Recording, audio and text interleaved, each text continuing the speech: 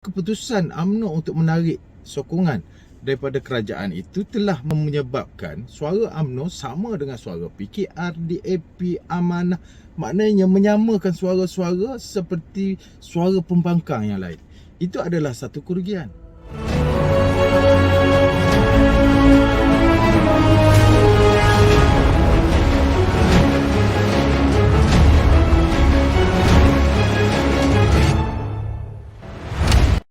Assalamualaikum warahmatullahi wabarakatuh. Bertemu kembali. Lama kita tidak bersua di dalam Bicara Ambo. Tekan subscribe, loceng untuk kita sama-sama berkongsi pandangan dan perkongsian. Apa yang kita nak cakap hari ni sedikit berkaitan dengan politik dan politik.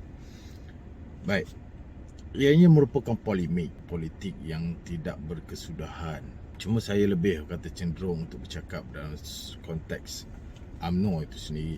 Semua pemimpin, semua orang-orang parti mengetahui bahawasanya rakyat terkesan dan rakyat sedang berjuang untuk hidup. Kalau orang yang orang kata meniaga tidak terlalu terkesan, tapi bila PKPD, kedai tak boleh buka, perusahaan tak boleh beroperasi, ianya memberi kesan kerana tanggungan mereka.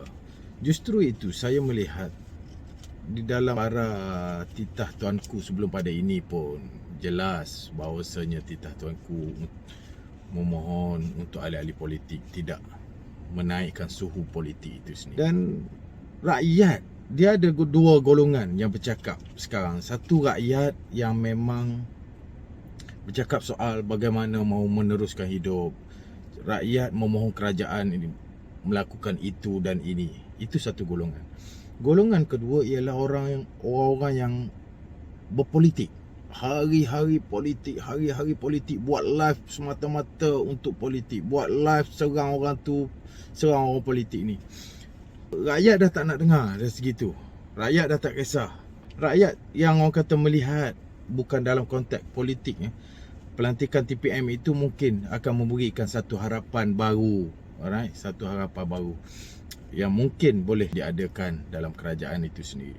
Cuma dalam konteks UMNO selama ini, alright, ada setengah pandangan yang cukup positif, alright, bahawasanya seolah-olah sekarang kerajaan sekarang tak perlukan pembangkang. Kerana apa? Kerana UMNO itu bersifat, orang kata, menegur. UMNO membuat kenyataan, pandangan, cadangan. Jadi bila cadangan daripada sebuah parti yang berada dalam kerajaan itu adalah kelebihan. Ia tidak dianggap sebagai permainan politik dengan pembangkang. Suara UMNO ketika berada dalam kerajaan itu berbeza dengan suara UMNO yang anda kata bermula daripada keputusan UMNO menarik diri malam semalam. Maknanya suara UMNO sudah menjadi tak sama. Suara UMNO yang sekarang, yang sebelum pada ini disuarakan oleh pemimpin-pemimpin yang berpengalaman seperti Datuk Seri Najib ke, Zahid Hamidi sendiri dan pemimpin-pemimpin lain yang membuat kenyataan menegur kerajaan itu dan ini, ianya merupakan, orang kata, satu teguran ataupun cadangan yang menjadi keutamaan kepada kerajaan untuk diteliti. Kerana apa? Itu adalah suara daripada rakan parti dalam kerajaan. Tetapi keputusan UMNO untuk menarik sokongan daripada kerajaan itu telah menyebabkan suara UMNO sama dengan suara PKR, DAP, Amanah. Maknanya menyamakan suara-suara seperti suara pembangkang yang lain. Itu adalah satu kerugian. Sebab apa yang saya katakan kerugian, kerana sebelum pada ini apa jua yang diperjuangkan oleh pemimpin-pemimpin UMNO itu diangkat. Pertamanya ia dilihat sebagai satu keutamaan. Yang kedua, anda kata itu adalah suara yang dibawa oleh parti, keputusan yang dipersetujui oleh parti. Sudah pasti menteri-menteri dalam UMNO yang berada dalam kabinet itu akan memperjuangkan agenda-agenda yang dibawa itu. Itu sudah pasti. Right? Dan ianya menjadi kerugian sekarang bila mana UMNO tidak lagi menjadi suara dalam kerajaan.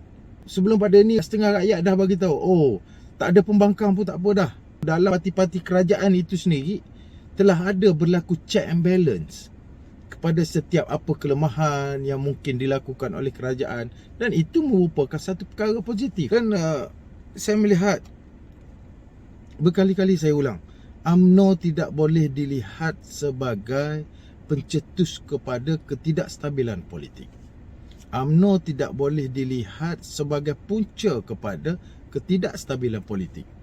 Jadi orang kata sedikit sebanyak keputusan UMNO menarik sokongan kepada Perdana Menteri, itu sedikit sebanyak menyumbang kepada ketidakstabilan politik. Alright, maknanya orang kata orang yang melihat bahawasanya negara ini sentiasa ada pergolakan. Dengan mudahnya sentiasa bergolak lah, sentiasa berperang, you know.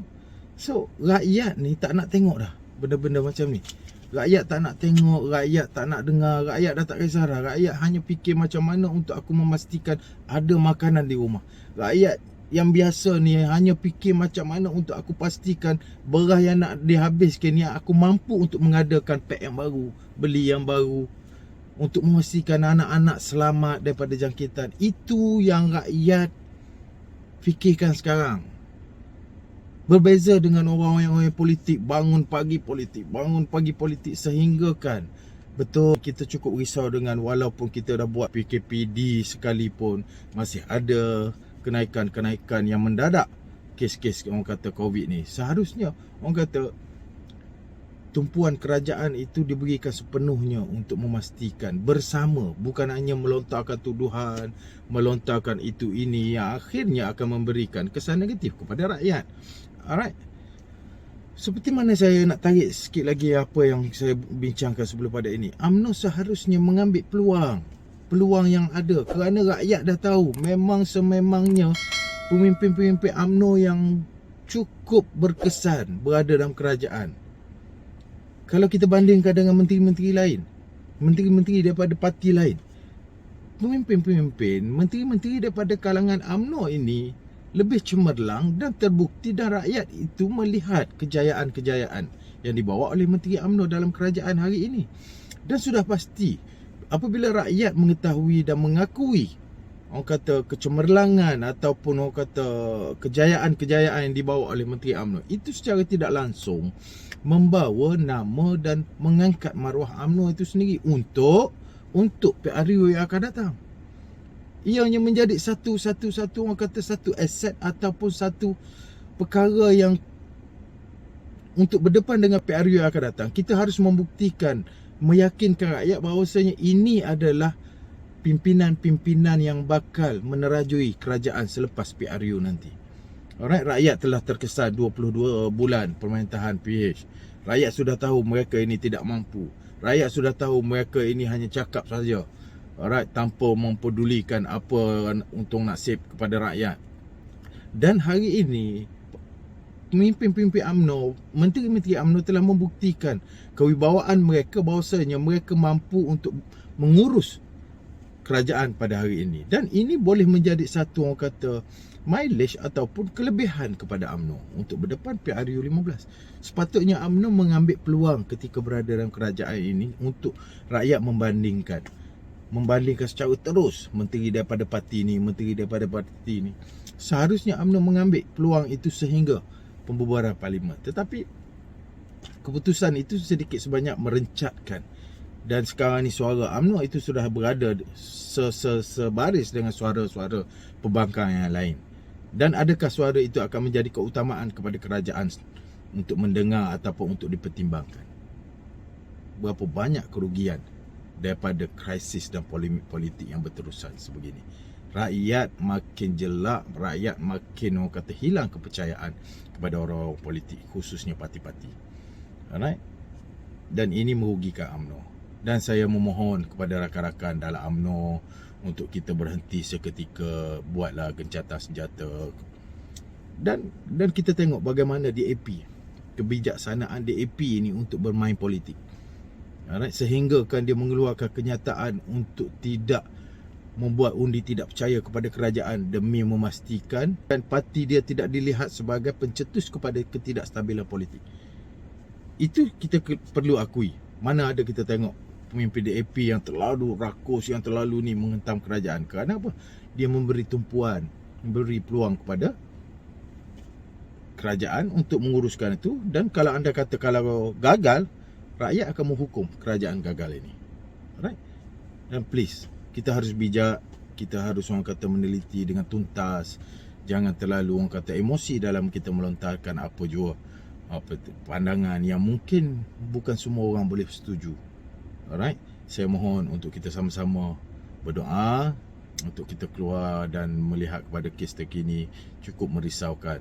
Dalam keadaan PKPD, banyak kilang yang telah ditutup pun kes-kes itu masih meningkat dan punca itu harus dicari. Penyelesaian itu harus kita orang kata lakukan dalam keadaan yang segera. InsyaAllah kita akan bertemu lagi. Terima kasih.